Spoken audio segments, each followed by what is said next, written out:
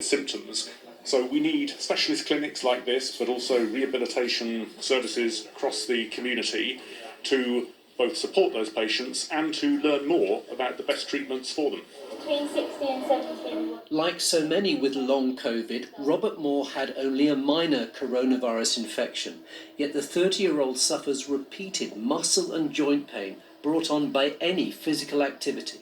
As soon as I do anything, whether that's going for a walk or preparing something to eat or doing any form of cognitively difficult tasks, I'll just find a huge amount of fatigue the next day, whether that's muscular or just a sort of general fatigue. So far, the focus has been on saving lives in the pandemic, but COVID is leaving a bitter legacy for many that may stay with them for months or even years. Fergus Walsh, BBC News. 2 London-born members of the Islamic State group have been flown to the United States and charged in connection with the killing of Western hostages in Syria. Alexander Kotey and El Shafi El-Sheikh have admitted being members of IS and having had some contact with captives, but they deny murder.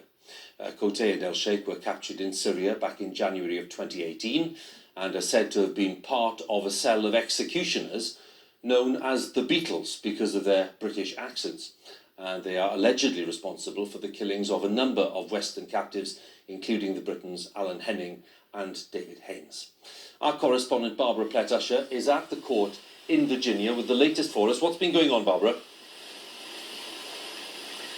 Well, Hugh, the 2 defendants are on American soil and they were set to appear in court to hear the charges against them. But we have been told that that is not happening in person now, that is happening via webcam. It's supposed to be taking place right about now. We'll just have to get confirmation on that. So that's the latest in terms of what's happening. What they have said is that their main role was facilitating ransom negotiations, that they had nothing to do with those gruesome killings which were recorded on video and posted online.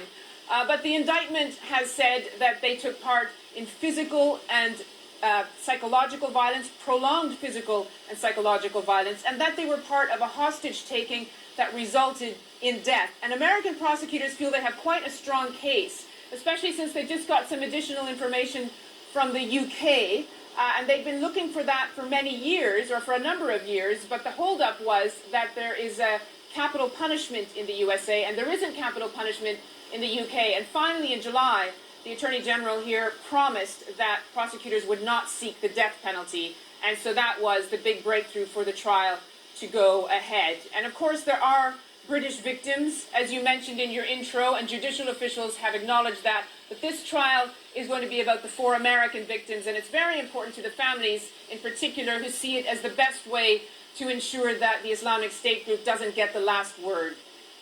Barbara, many thanks again. Barbara Plett-Usher with the latest there in Virginia at the courtroom. Now, President Putin of Russia has called for an end to hostilities in